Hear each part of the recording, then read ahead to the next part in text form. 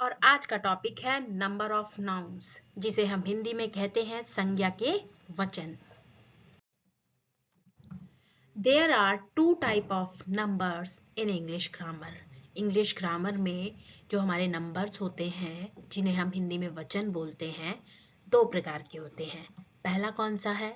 Singular noun, और दूसरा plural noun. तो चलिए पहले आप सिंगुलर और प्लूरल को क्लियर करते हैं कि ये दोनों क्या होते हैं।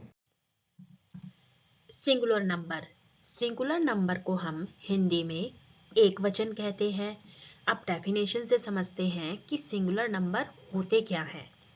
A noun that denotes one creature और thing is said to be in the singular number. मतलब ऐसे नाउन जो हमें किसी एक चीज के होने का बोध कराते हैं कि जो भी थिंग है वो एक नंबर में है। मतलब उसकी गिनती अगर की जाए तो वो एक ही सिंगल पीस है। तो वो क्या कहलाते हैं? वो कहलाते हैं सिंगुलर नंबर। हिंदी में एक वचन, उसे हम क्या बोलते हैं? एक वचन। अब हम इसी तरह प्लूरल को देखते हैं। अब बच्चों देखो, हिंदी में प्लूरल को क्या बोलते हैं? बहु, और नंबर को वचन। तो प्लूरल नंबर मतलब बहुवचन। इसको डेफिनेशन से क्लियर करते हैं। A noun that denotes more than one creature or thing is said to be in the plural number। कहने से मतलब क्या है कि ऐसे नाउन जो हमें बताते हैं कि जो थिंग है, जो चीज है, या फिर कोई भी क्रिएचर है, वो सिंगल ना होकर या तो दो है या उससे अधिक मात्रा में है, तो वो क्या कहलाते हैं? हिंदी में बहुवचन कहलाते हैं, और इंग्लिश में वो हम प्लूरल नंबर बोलते हैं। अब हम सिंगुलर और प्लूरल नंबर को कुछ एग्जाम्पल्स की मदद से समझेंगे। देखो बच्चों, सिंगुलर में बॉय लिखा हुआ है, तो जब हमने उसको प्लूरल में बनाया तो उसका क्या कर दिया हमने? बॉयज। बॉक्स का बॉक्सेस, सिटी का सिटीज, नाइफ का नाइफ्स, टूथ का टीथ, पुलिस का पुलिस ही रहने दिया। अब आपने क्या चेंज नोट किया जब हमने प्लूरल में कन्वर्ट किया? कि बॉय के अंदर तो हम एस लगा रहे हैं और बॉक्स के अंदर ईएस लगा रहे हैं। सिटी के अंदर हम वाई को हटाकर आईईएस लगा रहे हैं, और नाइफ में हमने क्या किया? एफ ई को हटाया और वीईएस लिख दिया। और टूथ में तो हमने वोवल को ही हटा दिया और उसकी जगह हमने डबल ई लगा दिया। और पुलिस में हमने जब प्लूरल नंबर में उसको कन्वर्ट किया तो कोई भी चेंज नहीं किया। ऐसा क्यों हुआ? इस क्वेश्चन के आंसर के लिए आप वीडियो को लास्ट तक जरूर देखिए। मैं आपको 6 ऐसे नियम बताने वाली हूँ जिसके बाद आपको सिंगुलर नंबर से प्लूरल नंबर में जब भी आप कन्वर्ट करोगे तो कोई भी प्रॉब्लम नहीं आएगी।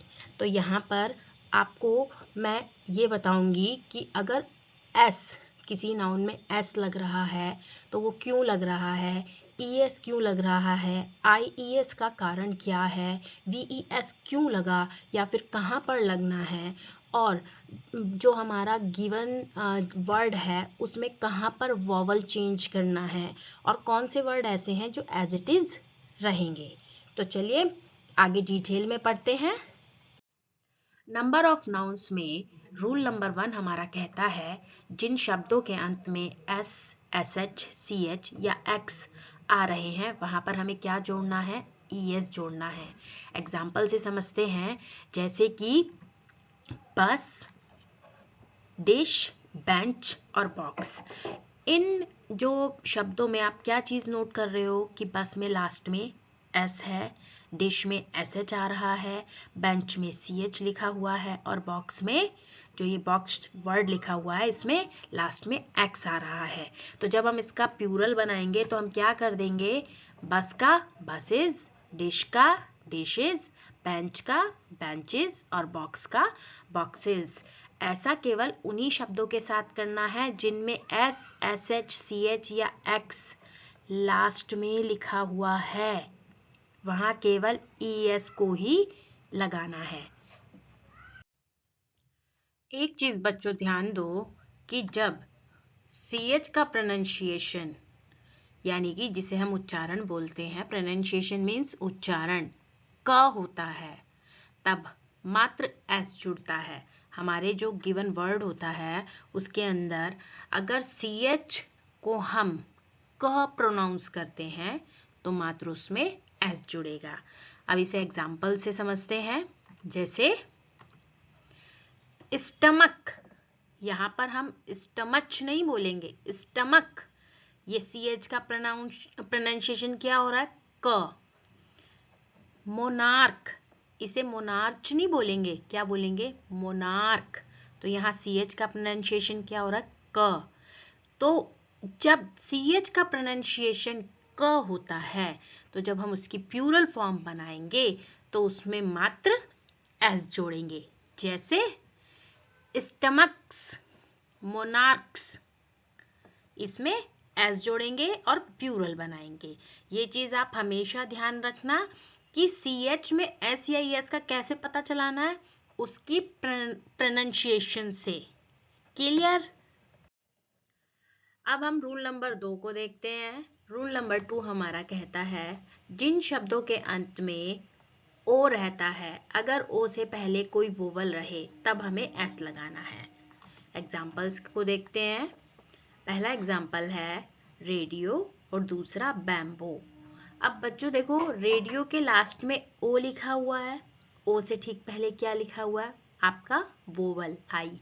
AEIOU, ये आपके 5 वोवल है ना, तो उनमें से एक आपको ओ से पहले लिखा हुआ जरूर मिलेगा। ऐसे ही बैम्बू, बैम्बू में ये डबल ओ लिखा हुआ है लेकिन शब्द के लास्ट में क्या है, ओ, और ओ से पहले क्या लिखा हुआ है, वोवल लिखा हुआ है। भले ही सेम है, डजेंट मैटर, इससे कोई फर्क नहीं पड़ता, लेकिन ओ के पहले वोवल है ना। तो अब हम इसका प्लूरल कैसे बनाएंगे, रेडियो का हो जाएगा रेडियोज और बैम्बू का बैम्बूज। अब एक चीज और ध्यान दो कि अगर ओ से पहले कोई कॉन्सनेंट आए तब हम कैसे करेंगे, तब उसमें हम ES लगाएंगे। एग्जाम्पल्स देखते हैं। पटैटोज, पटैटोज में लास्ट में क्या आ रहा है, वर्ड के लास्ट में ओ, और ओ से ठीक पहले क्या लिखा हुआ है, कॉन्सोनेंट।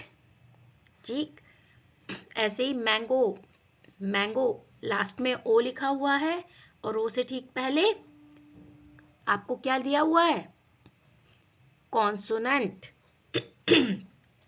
ऐसे ही हीरो, हीरो में लास्ट में ओ लिखा हुआ है और ओ से पहले आपका कॉन्सोनेंट आ रहा है। तो अब इसके कैसे बनाएंगे हम इसको प्लूरल लगा के, पटैटो का हो जाएगा पटैटोज, मैंगो का मैंगोज और हीरो का हीरोज।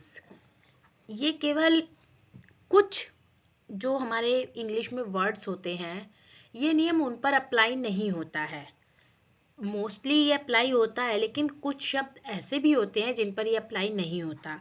उनमें से मैं सिर्फ कुछ के एग्जाम्पल्स आपको दे रही हूँ। जैसे लोगो, लोगोस, फोटो, फोटोज। यहाँ पर आप ध्यान दो कि लास्ट में ओ लिखा हुआ है लेकिन ओ से पहले कॉन्स्टेंट आ रहा है, लेकिन उसमें एस लगा रहे हैं। जब उसका प्लूरल बना रहे हैं उस वर्ड का तो हम उसमें एस लगा रहे हैं। ऐसे ही फोटो में फोटोज, कमांडो में कमांडोज, पियानो का पियानोज और डायनमो का डायनमोज कर दिया। कुछ ऐसे केसेस होते हैं जिनमें ये नियम फॉलो नहीं करते हैं। ये सिर्फ नियम हमने क्यों बनाए, अपनी सुविधा के लिए बनाए हैं। काफी हद तक आपके ये नियम इस्तेमाल होंगे और कुछ केसेस में नहीं होंगे। तो कुल मिलाकर कहानी ये आती है कि वन टाइम तो आपको जो वर्ब हैं, जो वर्ड्स हैं, वो आपको याद करने ही पड़ेंगे। नियम नंबर 3 कहता है कि जिन शब्दों के अंत में वाई रहता है, अगर वाई से पहले वोवल रहे तब एस लगाना है। एग्जाम्पल्स देखते हैं। जैसे बॉय, टॉय, की, डे, मंकी। इन सभी वर्ड्स में आपने ध्यान दिया कि लास्ट में क्या लिखा हुआ है, लास्ट में वाई लिखा हुआ है। अब जब इनका प्लूरल बनाएंगे तो बॉय का हो जाएगा बॉयज, टॉय का टॉयज, की का कीज, डे का डेज और मंकी का मंकीज। ठीक है। अब दूसरी चीज क्या आती है कि अगर वाई से पहले कॉन्सोनेंट रहे तब वाई को हटाकर IES लगाना है। आपको पता है ना बच्चों, कॉन्सोनेंट किसे बोलते हैं? वोवल्स को छोड़कर, AEIOU को छोड़कर जितने भी अल्फाबेट्स बचे हुए होते हैं वो कॉन्सोनेंट होते हैं। क्लियर? अब इसके एग्जांपल्स देखते हैं। जैसे स्टोरी, स्टोरी में लास्ट में वाई है, लेकिन वाई से ठीक पहले क्या आ रहा है? कॉन्सोनेंट।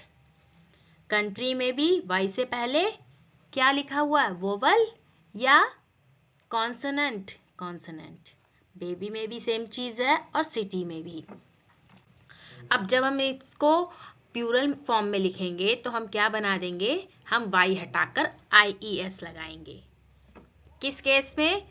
उस केस में जिसमें वाई से पहले वोवल नहीं है, केवल कॉन्सोनेंट लिखा हुआ है। तो स्टोरी का हो जाएगा स्टोरीज, कंट्री का कंट्रीज, बेबी का बेबीज और सिटी का सिटीज।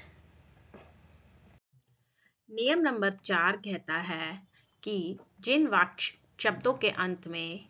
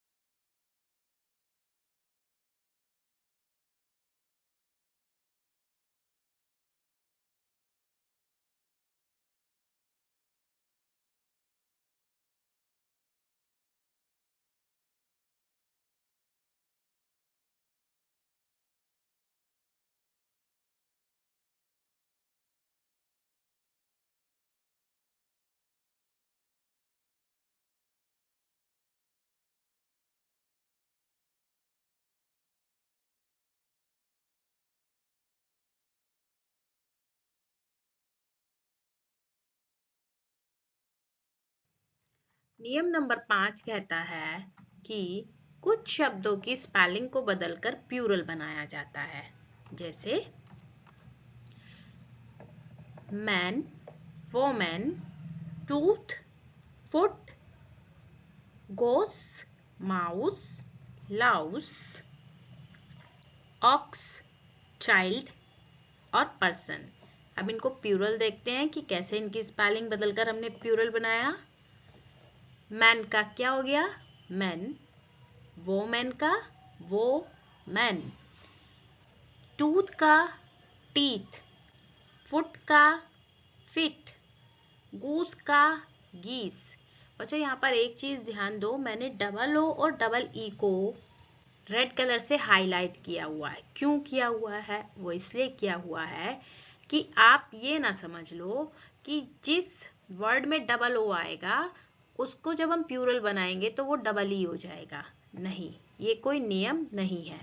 एग्जाम्पल के लिए आप ध्यान दो, बुक, बुक की स्पेलिंग क्या होती है? BOOK, लेकिन हम बुक का बीक नहीं करते, बुक्स करते हैं जब हम प्लूरल बनाते हैं। कहने से मतलब ये है BOOKS लिखते हैं, ना कि BEEK। सेम चीज स्कूल, SCHOOL। अब डबल ओ को हम डबल ई तो नहीं बनाते, प्लूरल बनाने के लिए हम स्कूल का क्या कर देते हैं? स्कूल्स। तो ये कोई नियम नहीं है कि जिस वर्ड में डबल ओ आएगा उसका प्लूरल बनाते समय डबल ई हो जाएगा। इसको ध्यान देना, ठीक है। माउस का माइस, लाउस का लीस, ऑक्स का ऑक्सन, चाइल्ड का प्लूरल चिल्ड्रन और पर्सन का प्लूरल पीपल हो जाएगा।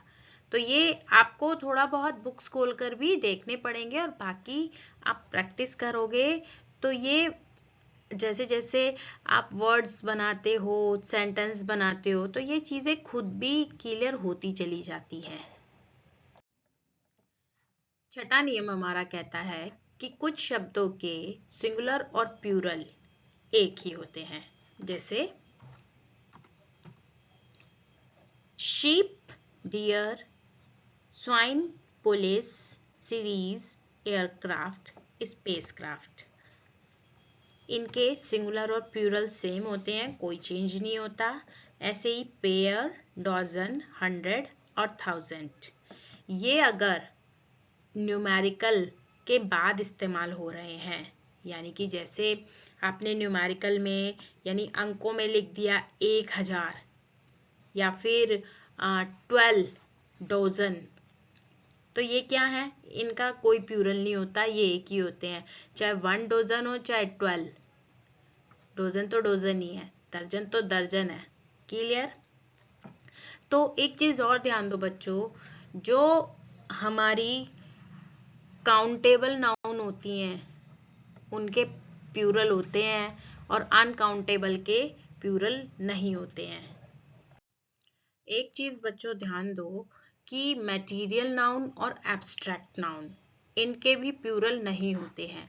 अगर मान लो ये कहीं पर आपको प्लूरल फॉर्म में दिखाई भी देते हैं ना, तो उनका जो सेंस है वो कुछ और ही निकलता है। जैसे सैंड, सैंड का मतलब क्या होता है, बालू, लेकिन अगर ये आपको सैंड्स लिखा हुआ दिख रहा है तो इसका मतलब होता है रेगिस्तान। वाटर, वाटर का मतलब होता है पानी, लेकिन अगर वाटर्स लिखा हुआ है तो इट मीन्स समुद्र, समुद्र के बारे में बताया जा रहा है, समुद्र को डिफाइन किया जा रहा है। ऐसे ही गुड, गुड मतलब अच्छा, लेकिन गुड्स अगर इसके आगे एस लग जाएगा तो गुड्स का मतलब होता है सामान, माल। तो बच्चों ये सिंगुलर और प्लूरल की फॉर्म में नहीं आते हैं। ये एब्स्ट्रैक्ट और मटेरियल नाउन जो होती है ये अपना एस लगने के बाद सेंस ही चेंज कर देती है, अपनी मीनिंग ही चेंज कर देती है। उम्मीद है नंबर्स ऑफ नाउन्स आपको काफ़ी हद तक क्लियर हो गया होगा। अगर वीडियो आपको अच्छी लगी है तो प्लीज़ लाइक, शेयर और सब्सक्राइब किए बिना मत जाना। Thanks for watching.